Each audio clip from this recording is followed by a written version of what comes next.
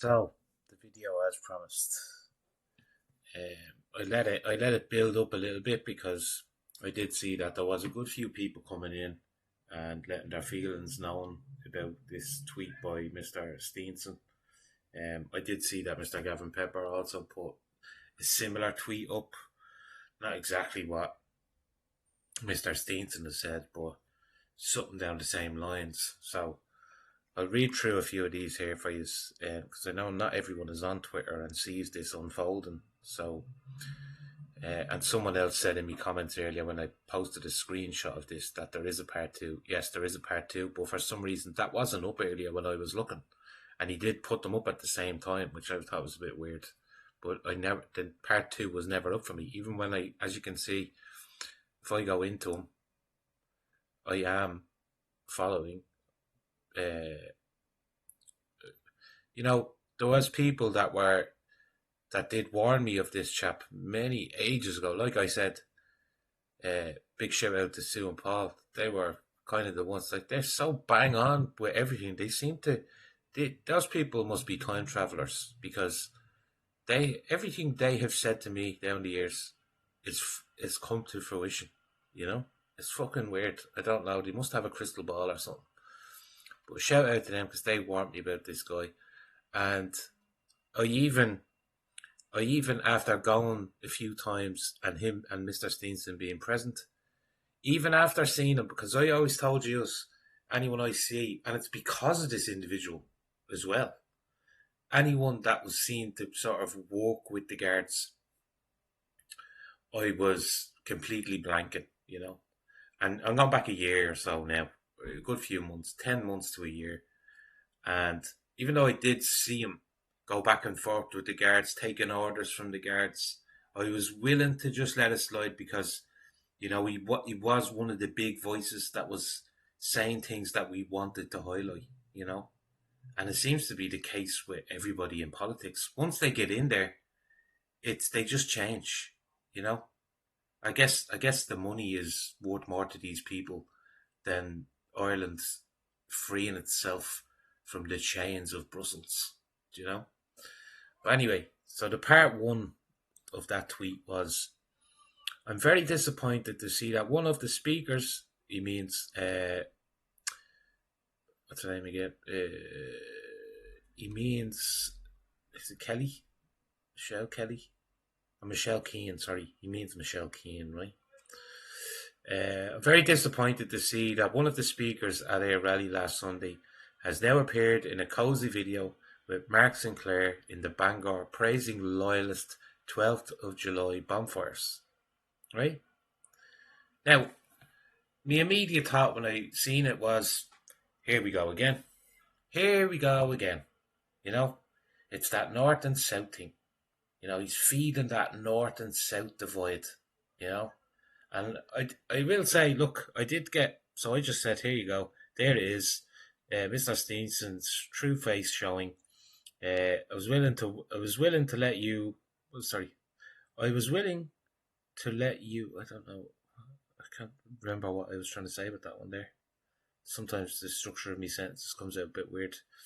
I was willing to let you walk with the guard a slide a bit, but here you are, doubling up and pushing the divide even more. I won't be recording you ever again with your poxy speeches. You don't even say anything about the Jabberwockies, right? Because he doesn't, And if people find videos on it, well, share them, put them in the link below. That should be one of the first things that all of these people should be highlighting, because we know what it's done to people all around the world. But let's get back to this tweet. So let's have a look at what other people are saying to him, shall we? So Chris here says, radical Islam is the problem that will unite us all. We have bigger fish to fry. Frogmeister, I think the loyalists not burning Irish flags is a great step forward, right? There are older and fouler things than loyalist orcs in the deep places of the world, and this cultural enrichment comes straight from Mecca, Mordor, from the Dark Lord Muhammad himself. Well, but this video probably won't last long with me saying that. However, you're a commie who will be boycotted along with your foot soldiers, Maliki. We see you. We see it all. So there are. I'm not the only one having a reaction to this tweet by himself. I have a question for you and others who say this. What do you want people to do? Do you want Irish people to hate unionists? And if so, what good will come of that? Should bridges be built with unionists or not? My answer is yes. What's yours? Please explain. Now I can guarantee you, no, they're not going to get back. It's not going to get back and explain anything to that tweet. They don't. They just put the tweets out like all the other politicians. They just put the tweet out. If it's a positive one that they can leech off, they'll reply to it. But if it's something negative thrown their way, they won't. Now, Miss Michelle Keane here has gone on a mad. She actually replied. There you go. There's a reply from her. So she says, "Greetings. I respect your opinion, Maliki, and unity is what's needed. My heart is pure and open to unity, and we must all learn to respect each other's past and never forget what happened. But let's move on to the next chapter in Irish history and create unity, not division. For too long, both the British and Irish governments and Sinn Féin have caused division in the north and south of the border.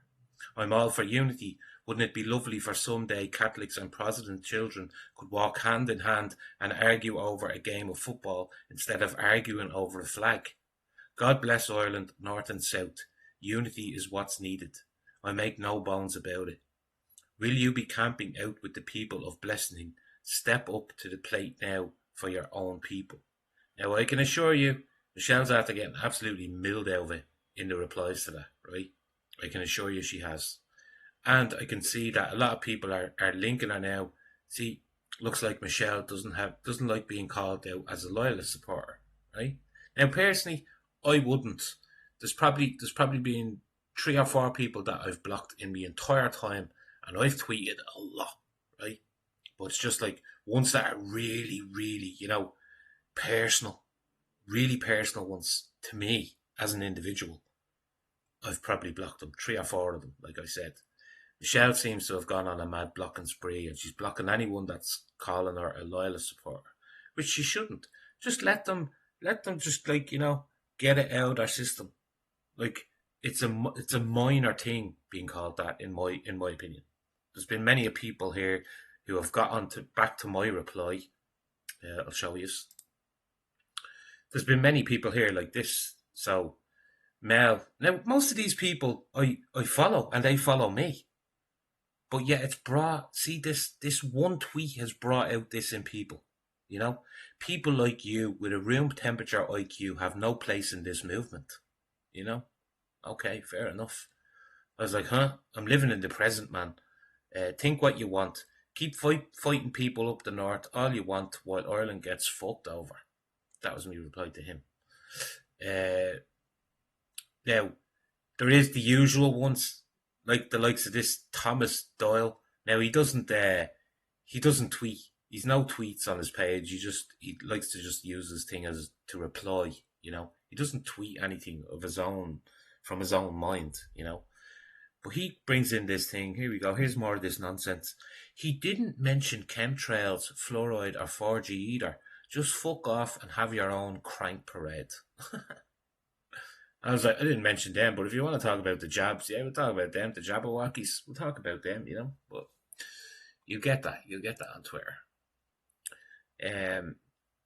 Let's have a look at a few true more. Sorry. Unite, please, Maliki. Unite, please, Maliki. Stop fighting in public. Have your disputes in private. This movement will go nowhere electorally unless we all wise up and pull together. I mean, he's absolutely getting ratioed to fuck out of it, Michelle Keane is a lowlife, right? This ivermectin. So I said the government spends money harassing so-called lowlifes. They're afraid of her for a reason. She called out the rigging of elections. That's their baby, and it's part of keeping the MPCs asleep, as in like the electoral, the voting, right? The vote. She called out that that's been rigged. If people who watch my videos will know all about Michelle Keane and what she's done. Are you affiliated with Freemasons? If so, remember your vow of silence. Right, well, there's just someone coming in. Here's what person, a person of no colour says. Mark, so Freedom Dad is pushing an end to sectarianism. He has invited Catholics to attend his bonfire, said no tricolour will be burnt. Can't vouch for others, but he seems like a genuine fella who has turned his life around and wants to see unity among the working class against Islam. Isn't that a nice comment there? I watched the video. I'm a Catholic from the 6 counties. I was not offended by it. In fact, people like Mark should be praised for reaching out. He is being attacked by his own side too.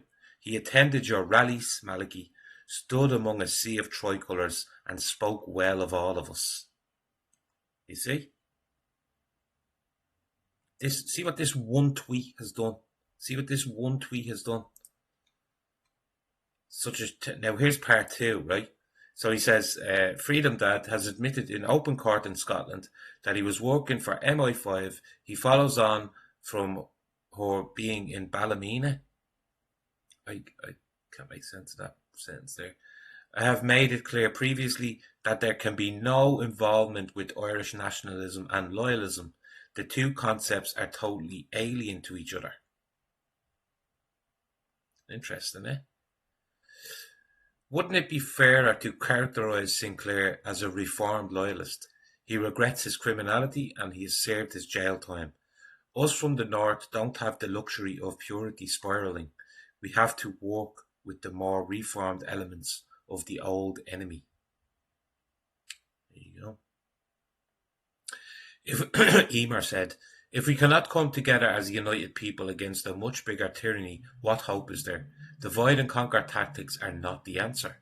And that's simply what I've seen this tweet as. I don't know what it is. The only thing I can think of is that once Mr. Steenson got in there, the money is just too much for him to stay loyal. Right? I play on words there with loyal. I don't know. Subconsciously I'm saying that. But that's all this tweet is doing. All it is doing is pushing more division between North and South. And I've had a couple of people reach out to me in private in these messages, these yokes here, right? These you can't see it, it's down the bottom. Because I tweeted this, I had a few people message me and say and talk about like, what's your opinion about Freedom Dad and stuff like that. Of course, they start off by saying, like, the guy admitted that he was MI5 and his purpose while serving under them or while working with them was to infiltrate like bank robbers and things like this, right? I mean, the guy has seriously put his own life on the line when you think about it. By saying something as simple as that he wants the South, for instance, the way at the bonfire that they're doing, right? That they're not going to put a tricolour on it because he wants people from the South. He wants people to come up and talk to him, and tell them their stories about what's happening in their areas.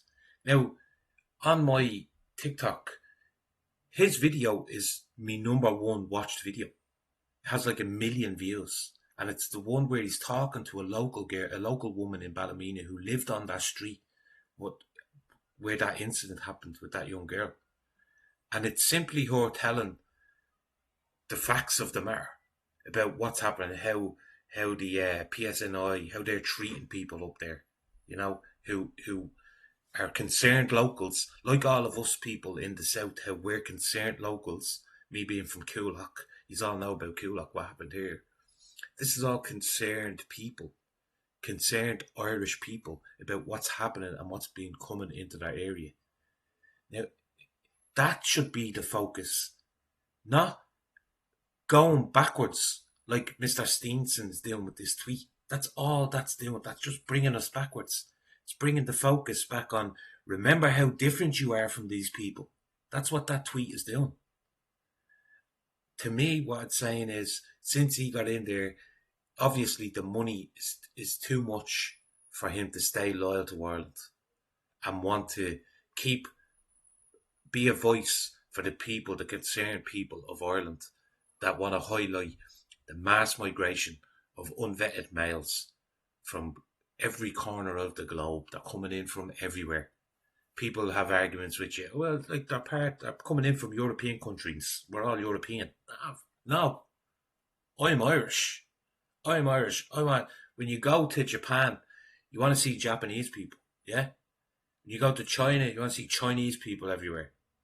You know, when you come to Ireland, it would be nice to see a good majority of the population being Irish, but every day that goes by, it's just more and more. Like I go a couple of 100 meters up to the shops, and it's really fully changed because they're fucking getting planted everywhere. These unvetted guys are getting planted everywhere, doing nothing but sitting around smoking weed, drinking, you know.